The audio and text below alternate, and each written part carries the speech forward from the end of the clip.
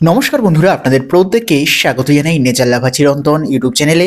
আশা করি আপনারা প্রত্যেকেই সুস্থ আছেন, ভালো আছেন। আজ মটরশুঁটি গাছের পরিচর্যা সম্পর্কিত অত্যন্ত গুরুত্বপূর্ণ তথ্য আপনাদের সাথে আলোচনা করব।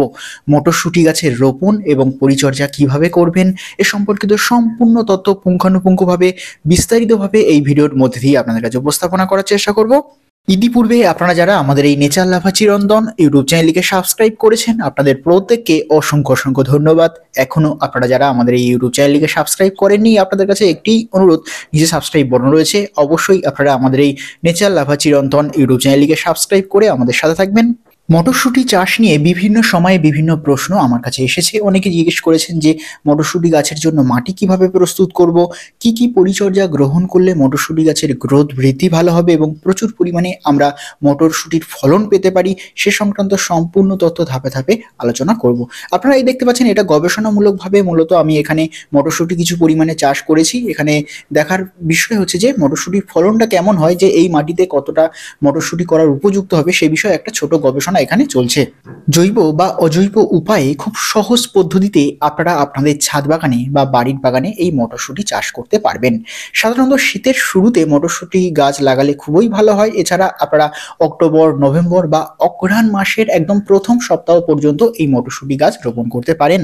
মটরশুঁটি চাষের ক্ষেত্রে সব থেকে গুরুত্বপূর্ণ বিষয় হচ্ছে মটরশুঁটির ভালো ফলন পাওয়ার জন্য একটি হাইব্রিড প্রজাতির ভালো জাতের মটরশুঁটির বীজ সংগ্রহ করা। আপনাদের নিকটবর্তী সারের বা যে বীজের দোকান রয়েছে, মটরশুঁটি বীজের দোকান রয়েছে, সেই বীজের দোকানে কিন্তু বিভিন্ন ধরনের বিভিন্ন কোম্পানির আপনারা মটরশুঁটির বীজ আপনারা পেয়ে যাবেন। সেখান থেকে আপনারা ভালো জাতের ভালো মানের মটরশুঁটির বীজ আপনারা সংগ্রহ করবেন। আপনারা দুইভাবে মটরের বীজ রোপণ করতে পারেন। মটরের বীজগুলো আপনারা ভিজিয়ে 5 থেকে 6 ঘন্টা ভালোভাবে ভিজিয়ে নিয়ে সেটা রোপণ করতে পারেন, অথবা আপনারা শুকনো বীজও কিন্তু রোপণ করতে পারেন।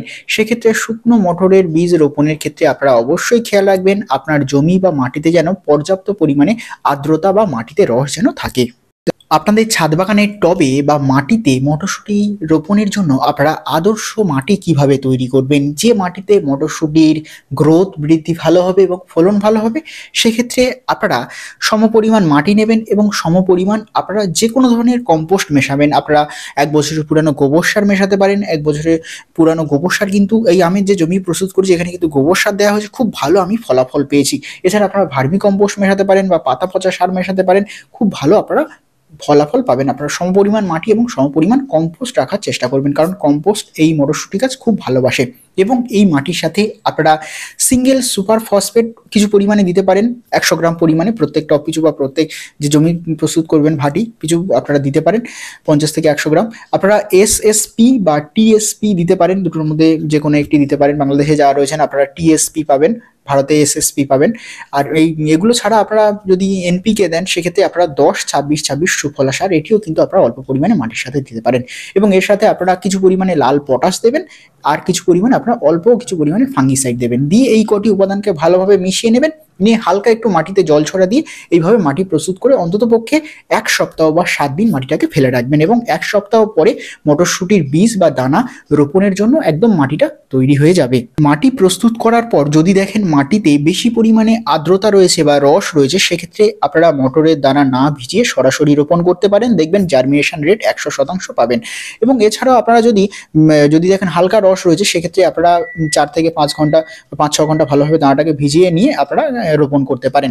এবং অবশ্যই খেয়াল রাখবেন একটি মটরের দানা থেকে অপর একটি মটর দানার দূরত্ব অন্তত পক্ষে 4 ইঞ্চি গ্যাপ রেখে আপনারা দানাটাকে রোপণ করার চেষ্টা করুন। বেশি গায়ে গায়ে রোপণ করলে কি হবে, গাছ হুড়ে যাবে বা গাছের গ্রোথ বৃদ্ধি হবে, ফলন কম হবে। তাই অবশ্যই 4 ইঞ্চি বা 5 ইঞ্চি গ্যাপ রেখে প্রত্যেকটি মটরের দানা আপনারা রোপণ করবেন।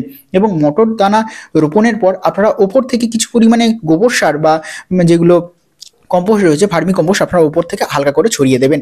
দিলে দেখবেন খুব সুন্দরভাবে জার্মিনেশন হবে। 3-4 দিনের মধ্যে কিন্তু গাছগুলো জার্মিনেশন হয়ে যাবে। অবশ্যই যখন আপনারা এই মটরের বীজ রোপণ করবেন, বীজ রোপণের আগে অবশ্যই যে কোনো ধরনের একটা ফাঙ্গিসাইড বীজের সাথে ভালোভাবে মিশিয়ে নেবেন। নিলে কি হবে, কোনো ধরনের ছত্রাক বা ফাঙ্গাসের অ্যাটাক কিন্তু আর ওই বীজে ঘটবে না। প্রত্যেকটা জার্মিনেশন রেট খুব ভালো পাবেন। এবং মটর দানা রোপণের পরের দিন অবশ্যই আপনারা যে কোনো ধরনের একটা আগাছা নাশক অবশ্যই স্প্রে করবেন, কারণ আগাছা নাশক স্প্রে যদি না করেন সেক্ষেত্রে কিন্তু মটরের ভালো ফলন পাবেন না। আপনারা দেখতে পাচ্ছেন আমার বাগানের অবস্থা। আমার এখানে বাগানে কিন্তু প্রথমে খুব একটা ঘাস ছিল না, সেই জন্য আর আগাছানাশক স্প্রে করা হয়নি, আগাছানাশক না স্প্রে করার ফলে দেখতে পাচ্ছেন কি পরিমাণে ঘাস এবং আগাছা উঠেছে এই বাগানে। যখন আপনারা দেখবেন মটরশুঁটিগুলি অঙ্কুরোদ্গম হয়ে গিয়েছে, 2 পাতা করে গাছ বার হয়ে গিয়েছে, 5-6 দিন বা 7 দিন গাছের বয়স হয়ে গিয়েছে, তখন আপনারা যে কোনো ধরনের একটা ফাঙ্গিসাইড, আপনারা ব্লাইটক্স বা M45 বা সাফ বা ব্যাভিস্টিন, এই ধরনের যেগুলো ফাঙ্গিসাইডগুলি রয়েছে, ফাঙ্গিসাইডগুলো আপনারা 1 লিটার জলে 2 থেকে 2.5 গ্রাম ভালোভাবে পাঁচ করে গুলে নিয়ে গাছগুলোতে স্প্রে করবেন। কারণ এই সময় দেখবেন যখন ছোট মটরশুঁটির গাছটা বের হয় তখন কি হয়, গাছের গোড়া পচে যায়। গোড়া পচে যায় কেন? গাছের গোড়া এক ধরনের ফাঙ্গাস বা ছত্রাকের আক্রমণ ঘটে, সেই জন্য কি হয়, এই ছোট থাকা অবস্থায় মটরশুঁটি গাছ মরে যায়। যেহেতু আমরা দানার সাথে ফাঙ্গিসাইড মিশিয়েছি, খুব একটা সমস্যা হবে না। সেক্ষেত্রে অবশ্যই যখন গাছের বয়স 6 বা 7 দিন হবে তখন একবার অবশ্যই ফাঙ্গিসাইড স্প্রে করে দেবেন। এর ফলে আপনাদের কোনো মটরশুঁটির গাছ আর গোড়া পচাজনিত যে সমস্যাগুলো হয় সেই সমস্যার কারণে আর গাছ মরবে না। যখন আপনাদের মটরশুঁটি গাছের বয়স 12 থেকে 13 দিন হবে তখন আপনারা একবার চাপান সার দেবেন। চাপান সার হিসাবে আপনারা NPK 10-26-26 যে ফার্টিলাইজার রয়েছে, যেটা সার রয়েছে, বা 19-19-19 বা 20-20-20 যেটা ফার্টিলাইজার, ওয়াটার সলিউবল নয়, ফার্টিলাইজার রয়েছে, সেটা আপনারা চাপান সার হিসাবে গাছে প্রদান করতে পারেন। দেওয়ার পর আপনারা একবার সেচ ব্যবস্থাপনা গ্রহণ করবেন এবং অবশ্যই এই মাঝের সময়টুকুতে আপনারা হিউমিক অ্যাসিড 2 ml 1 লিটার জলে ভালোভাবে পাঁচ করে গুলে নিয়ে গাছগুলোতে একবার স্প্রে করবেন। এর ফলে কি হবে, গাছের শিকড়ের গ্রোথ ভালো হবে এবং গাছ খুব সহজে গাছ মাটি থেকে খাদ্য সংগ্রহ করতে পারবে। এরপর যখন আপনাদের মটর গাছগুলি 16-17 দিন বয়স হবে তখন আপনারা একবার অনুখাদ্য এবং পিজিআর প্রত্যেক সপ্তাহে একবার করে গাছগুলোতে স্প্রে করবেন। আপনারা পিজিআর মধ্যে মিরাকুলান বা প্ল্যানোফিক্স যে কোনো ধরনের পিজিআর আপনারা নিতে পারেন। 1 লিটার জলে 20 ড্রপ বা 1 ml ভালোভাবে পাঁচ করে নেবেন এবং এর সাথে যে কোনো ধরনের অনুখাদ্য, ওয়াটার সলিউবল অনুখাদ্য আপনারা নিতে পারেন। অ্যাগ্রোমিন গোল্ড রয়েছে, মোবোমিন রয়েছে, বা কপার রয়েছে, ম্যাঙ্গানিজ রয়েছে, বোরন রয়েছে, জিঙ্ক রয়েছে, যে কোনো ধরনের আপনারা অনুখাদ্য 1 লিটার জলে 2 গ্রাম ভালোভাবে একসাথে পাঁচ করে নিয়ে আপনারা সপ্তাহে একবার করে মটরশুঁটি গাছগুলোতে স্প্রে করবেন। দেখবেন গাছের গ্রোথ খুব সুন্দর হবে এবং প্রচুর পরিমাণে ফুল আসবে এবং দেখবেন প্রচুর পরিমাণে আপনারা মটরশুঁটির ফলন পাবেন। মটরশুঁটি গাছে বিভিন্ন ধরনের রোগ পোকা এবং ছত্রাকের আক্রমণ কিন্তু ঘটে। আপনারা দেখবেন ছত্রাক বলতে হঠাৎ করে গাছ খুব ভালো রয়েছে, হঠাৎ করে দেখবেন গাছ ঝিমিয়ে যাচ্ছে বা গাছ শুকিয়ে যাচ্ছে, গাছের গোড়া শিকড় পচে যাচ্ছে, বিভিন্ন ধরনের পাতায় ছোপ দাগ দেখবেন, হলুদ বা কালো ছোপ দাগ দেখবেন, বিভিন্ন ধরনের ছত্রাকের আক্রমণ ঘটে। এর পাশাপাশি আপনারা দেখবেন পাউডার মিলির কিন্তু আক্রমণ বিশেষভাবে লক্ষ্য করা যায়। এর পাশাপাশি জাবো পোকা, মাছি পোকা, শোষক পোকা, মাকড়, পাতাখেকো পোকার কিন্তু আক্রমণ ঘটে থাকে এই মটরশুঁটি গাছে। এর জন্য আপনারা 15 দিন অন্তরে একবার করে যে কোনো ধরনের ইনসেকটিসাইড বা কীটনাশক বা যে কোনো ধরনের একটি ফাঙ্গিসাইড একসাথে পাঁচ করে গুলে নিয়ে স্প্রে করলে কোনো ধরনের রোগ পোকা এবং ছত্রাকের আক্রমণ ঘটবে না আপনাদের মটরশুঁটি গাছগুলোতে। আপনারা ফাঙ্গিসাইড হিসাবে M45, রেডোমিন গোল্ড, সাফ, ব্যাভিস্টিন এই ধরনের ফাঙ্গিসাইডগুলো আপনারা ব্যবহার করতে পারেন। ফাঙ্গিসাইড ব্যবহারের নিয়ম হচ্ছে 1 লিটার জলে 2 থেকে 2.5 গ্রাম ভালোভাবে পাঁচ করে গুলে নিয়ে আপনারা স্প্রে করতে পারেন।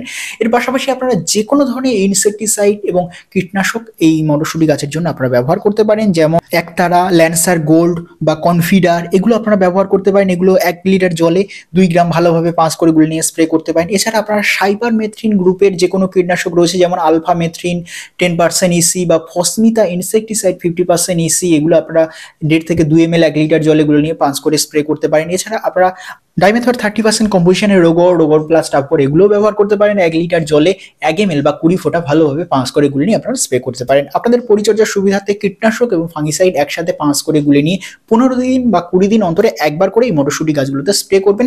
দেখবেন কোনো ধরনের রোগ পোকা এবং ফাঙ্গাসের কিন্তু অ্যাটাক ঘটবে না, গাছ সম্পূর্ণভাবে সুরক্ষিত থাকবে এবং গাছের গ্রোথ ভালো হবে এবং প্রচুর পরিমাণে ফুল আসবে এবং প্রচুর পরিমাণে আপনারা মটরের ফলন পাবেন। অনেকে আমাকে প্রশ্ন করেছেন যে এত শস্য থাকতে আমরা কেন মটরশুঁটি চাষ করব। শীতকালে আমরা যে সকল ডাল বা শুঁটি জাতীয় শস্য চাষ করে থাকি তার মধ্যে অন্যতম হলো এই মটরশুঁটি। মটরশুঁটি এমন একটা শস্য যা আমরা যখন ছোট থাকে আমরা কাঁচা খেতে পারি, আবার যখন বড় হয়ে যায় মটর হয়ে যায় তখন সেটা আমরা রান্না করে খেতে পারি। এই মটরশুঁটি চাষ কিন্তু খুব স্বল্প খরচে কিন্তু চাষ করা সম্ভব এবং এর মটরশুঁটির বাজারের দামও কিন্তু বেশ ভালো রয়েছে। আমরা খুব অল্প বিনিয়োগ করে কিন্তু আমরা অধিক লাভ করতে পারি এই মটরশুঁটি চাষে। এছাড়াও সব থেকে গুরুত্বপূর্ণ বিষয় হচ্ছে যে কোনো শুঁটি জাতীয় গাছ, যেমন ডাল থেকে শুরু করে বিভিন্ন ধরনের ডাল রয়েছে এবং মটরশুঁটি, এই মটরশুঁটি গাছের মূলে বা শিকড়ে কি হয়, রাইজোবিয়াম ব্যাকটেরিয়া এক ধরনের ব্যাকটেরিয়া থাকে। সেই ব্যাকটেরিয়া কি করে সরাসরি বাতাস থেকে নাইট্রোজেন সংগ্রহ করে এবং মাটির মধ্যে আবদ্ধ করতে পারে। এর ফলে কি হয়, আমরা যদি ঘুরিয়ে ফিরে এই মটরশুঁটি চাষ করি সেক্ষেত্রে কি হবে, আমাদের প্রত্যেকটি জমিতে নাইট্রোজেনের পরিমাণ কিন্তু অনেক গুণে বৃদ্ধি পাবে এবং গাছ কিন্তু নাইট্রোজেন, যদি প্রাকৃতিকভাবে নাইট্রোজেনের সমৃদ্ধ হয় আমাদের জমিগুলো, সেক্ষেত্রে কি হবে, গাছের গ্রোথ বৃদ্ধি ফলন কিন্তু অনেকাংশে বৃদ্ধি পাবে।